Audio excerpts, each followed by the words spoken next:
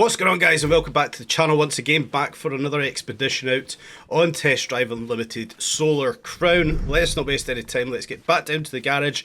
Bare bones in the garage just now, just the two D-Class cars, the Alpine A110, the Audi TT. Will add on a couple of those pre-release cars that we managed to acquire, the Camaro, the Range Rover, and yeah, I think we're going to be out in the Range Rover today. Some cross country expeditions, I think, is the aim of the day. So first of all, quick colour change on the Range Rover Sport SVR, a little pearlescent purpley blue paint job there. I think, you know, that colour in real life looks fantastic. Now, we did quickly see there 30,000 credits to change the colour of any vehicle. We're on average earning 15 to 20,000 credits for winning a race. So the value in game does seem a bit astronomical as to the money we are earning, but like we've already experienced, it's not actually all too hard to earn money in this game. Over 400,000 in the bank just now. So not getting too hung up on that for now. Later in the game, I do think it might become a bit of a problem. We have seen some of the values of the cars, but as we are just now, we're upgrading the SVR for some cross-country racings. We can go up quite a lot here, but unfortunately we're not level 25 yet, so we don't have the next level of upgrades. But let's get that SVR started. Fantastic noise once again from the SVR, much like the Jagger we had in the previous video. So yeah, we obviously know the strongest cars already for the off-roading. The Range Rover Sport, we're given it, so we have to, in my opinion, use it. It would be a waste not to use it. Upgrading it slightly, getting it ready for off-road capabilities. An Audi TT ready for an off-road race. Interesting. But we can see it's not in here. We've got G-Wagons, Q7s, a bug at the back, a Lamborghini Urus. Very nice. Couple of Porsches there also. But we'll get cracking with the Range Rover Sport SVR. Great launch off the line. Oh, we've got a buggy at the back. These buggies are the problem. We'll get into that later in the video. But like we can see, good start off with the Range Rover, battling out here with the Urus. A bit bouncy with this off-road suspension, but overall navigating the course so well. Left-hand hairpin here, we're getting boxed to the outside from that G-Wagon. Surprised that hasn't rolled over already. Awful cars. I don't care what anybody says, the G-Wagon is not a good vehicle, especially for off-roading. Back down to the right-hand hairpin, absolutely taking out a Lamborghini Urus, coming into that with the G-Wagon, wiping itself out on the inside. Power slide round that left-hander. Into the right-hander, hopefully a nice power slide here once again as the Urus tries to come back up the inside, but we've managed to navigate that one fairly well. Back onto some tarmac here, I believe. No, we're still off-road, we're still on gravel, which is fine, that's what we want to see. Heavy power slide coming around the left-hander, whip it back round into the right-hander. Perhaps a little bit slower than we needed, but we've navigated that part of the course very well indeed. I like this Range Rover so far. I know it's not the meta, it's not the best off-roading vehicle in the game, but it's fun, and that's the aim of the game. Yes, we can aim to be as competitive as we possibly can be.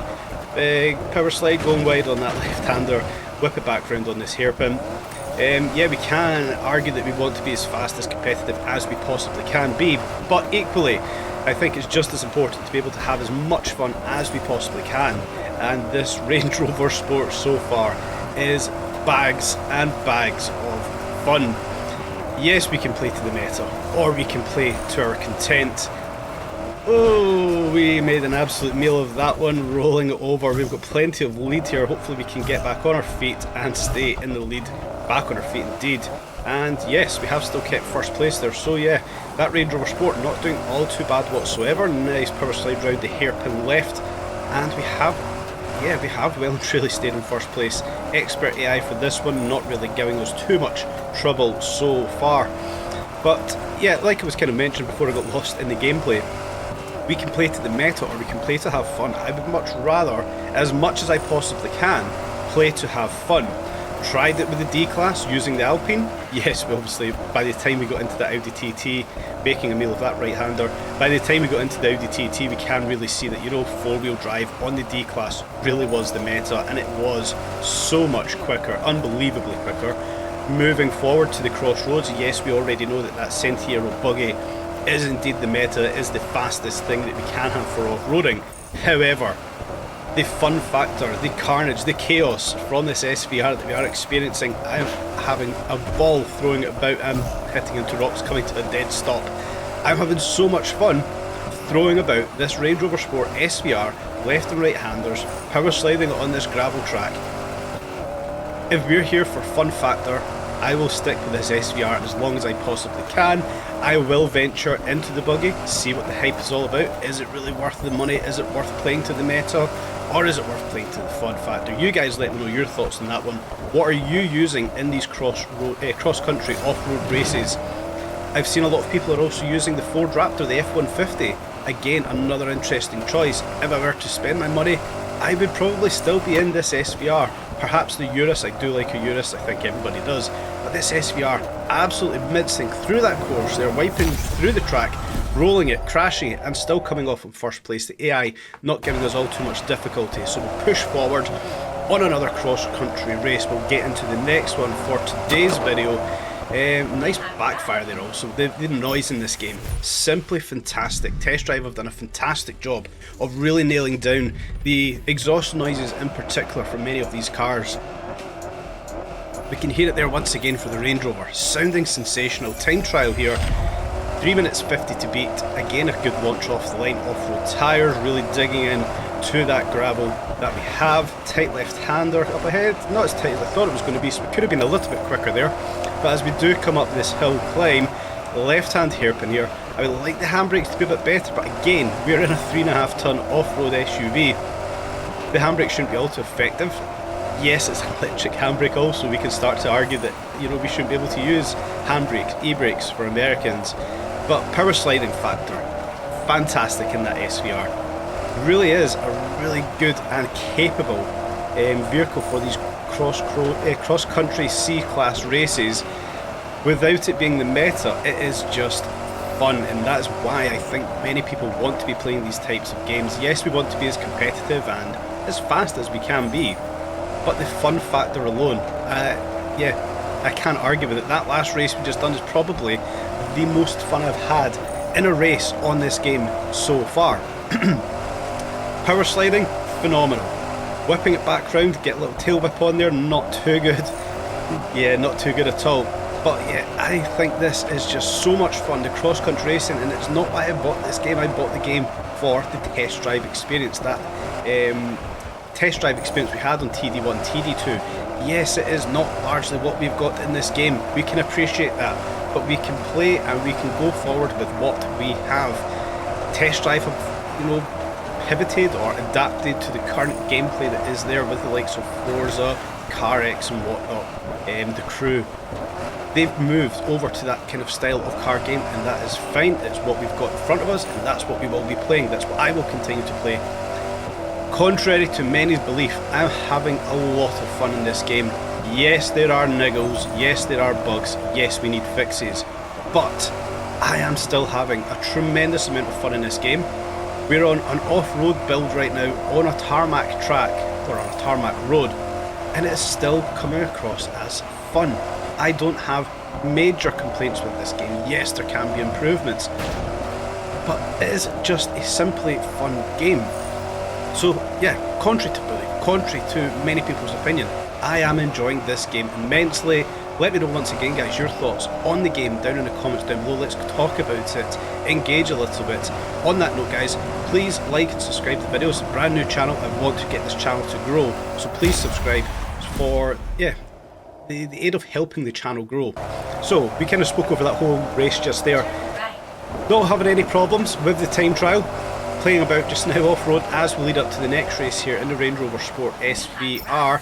We're going for another sprint race here with some AI competitors. Still nobody else joining the game yet. That is a fix that needs to happen. We have to have more in-game players. But as we can see, a couple more Range Rover Sports, the buggies are in this race, and we will experience some difficulties, I believe, especially with that Sentiero buggy being on first place. As we come down the inside, try to push it out. As we do go wide, the buggy then pushes us to the outside and we fall behind, and hopefully that's not the buggy checking out in this race, although it feels like the writing is on the wall. Getting a bit out of shape coming through that section of the track, come up to this left-hand hairpin and we go in deep. The buggy pulling away once again, back on the power here with the SVR, climbing up the hill. We've done this track before. We want to try and close that gap down. buggy isn't really pulling away all too much, but we make a meal of that right-hander, we hit the rocks and give that buggy more space. We really need to be a bit cleaner in these races, or perhaps we might be trying out that buggy going forward. On the fun factor, once again, well and truly still there with the Range Rover. Absolutely bags of fun. I'm really enjoying throwing this one about these cross-country tracks.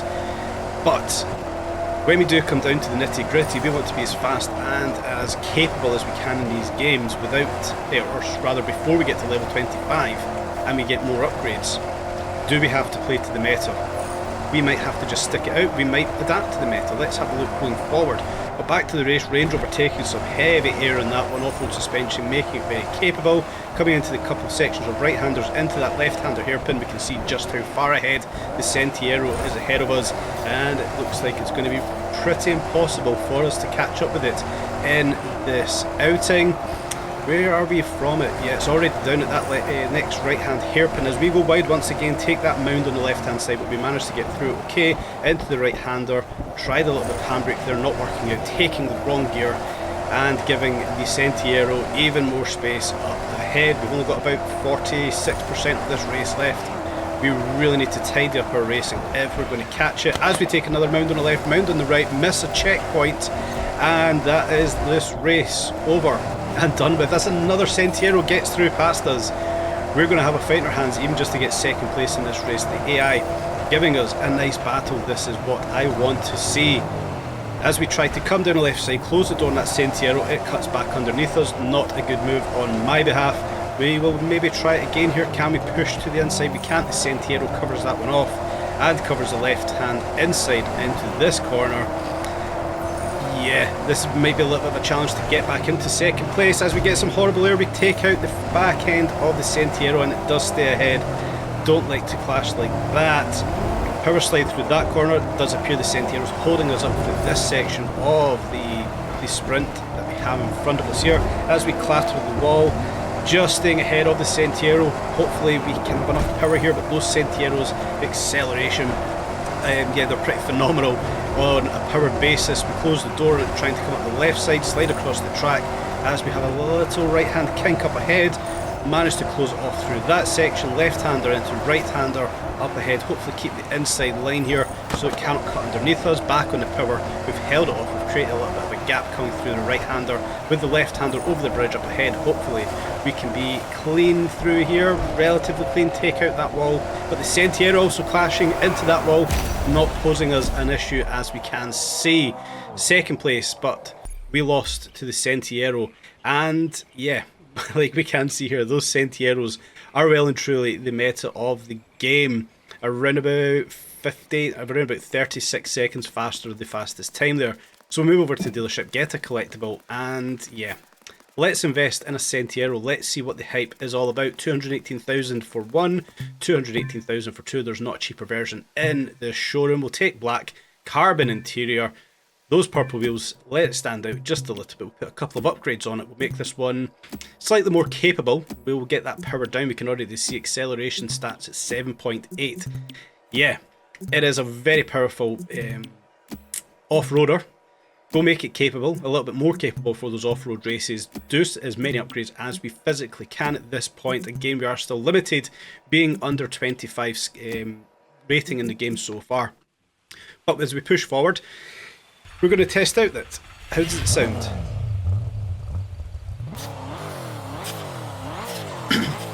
Sounds a lot better. It sounds a lot different than I actually thought it was going to sound here, so that's interesting. It sounds very, very vicious, very powerful. Now it doesn't turn at all when it is slow. So this thing here really is going to take a little bit different driving skills compared to the Range Rover SVR. Let's make sure we've got the car set up correct here. We've not. We're in a standard race mode. Time trial stock. Down on power on cross country. Braking slightly better. Even worse off road.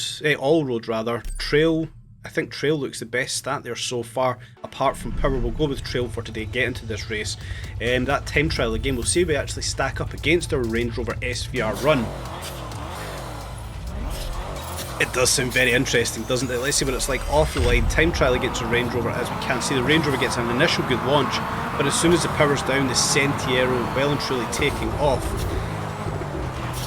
A little bit out of shape coming through the left-hander there. It is quite a difficult machine to navigate on slower corners. When you drop it this one right down in speed, it doesn't want to turn. We have to keep the power down and try cross over that power to get the slower speed turning capabilities of this thing. It does sound very nice. I'm not obviously quite sure anything. I don't know anything about the vehicle in particular, but I don't know what engine it is, but it does sound fantastic. Might have to look that engine up.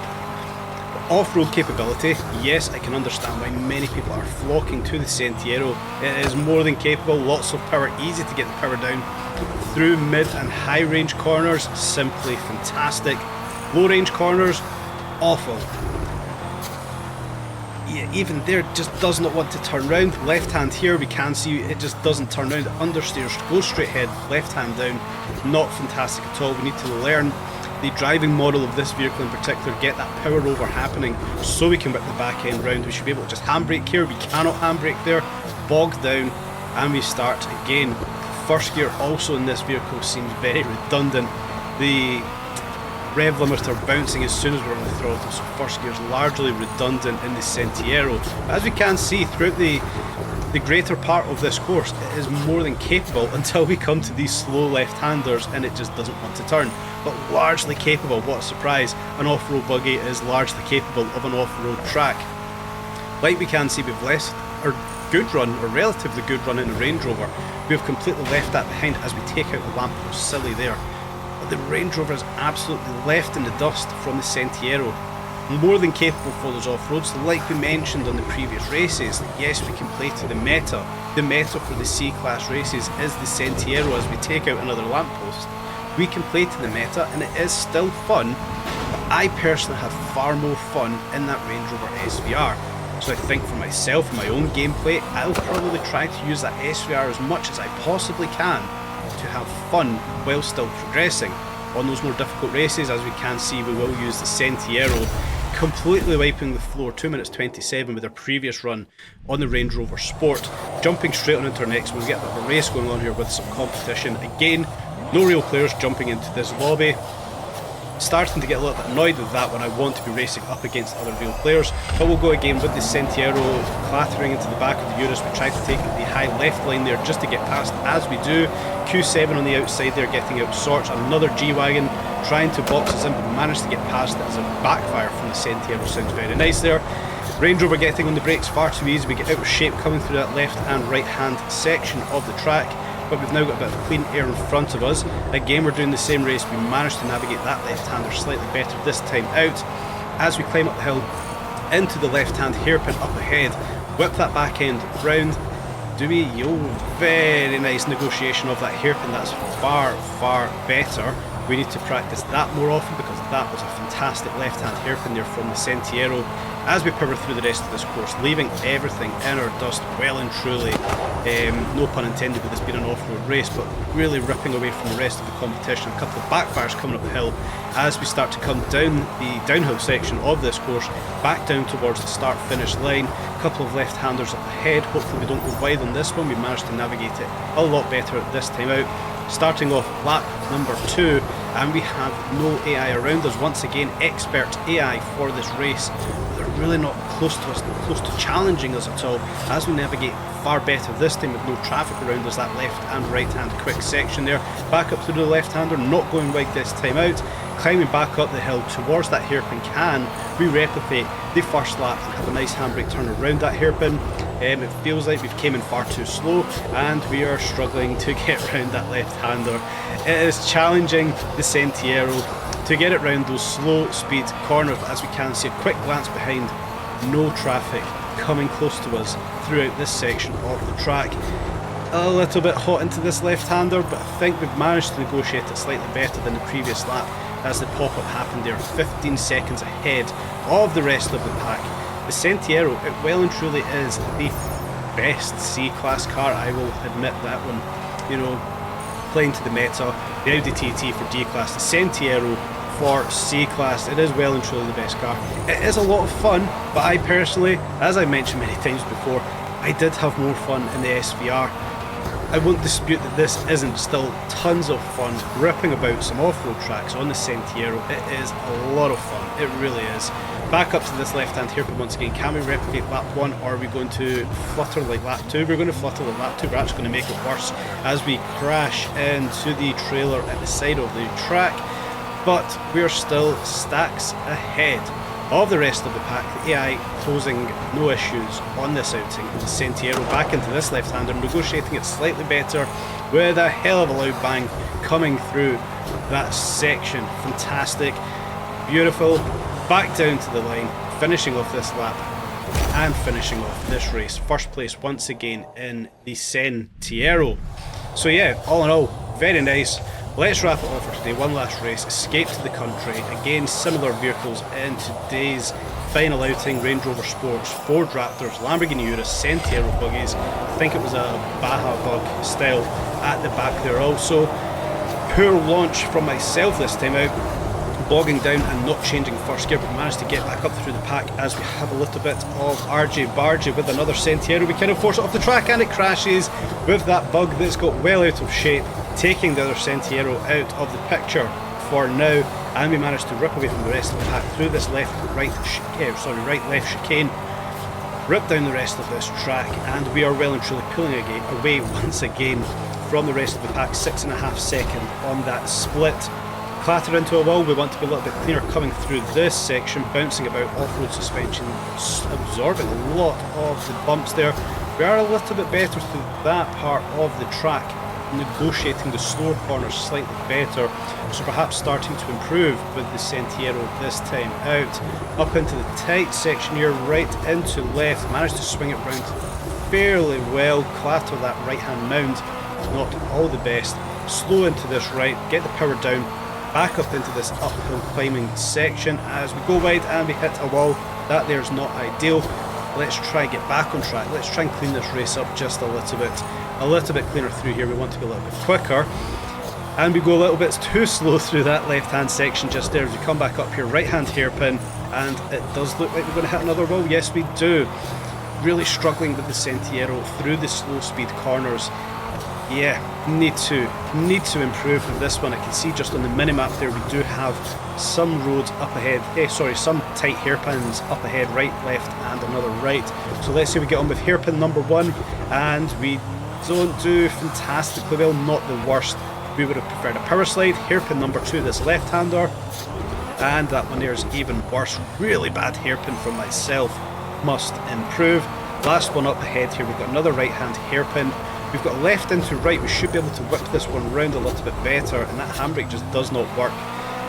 Oh, don't love it. We should be able to flip the back end or whip the back end of this buggy around with a bit more competence, but we're almost there. 10% left of this race. It does appear this is the last climb up the hill to finish off the race, and we can see we are leaps, bounds, streaks ahead of the rest of the AI. The Sentiero well and truly on top for those C-Class races.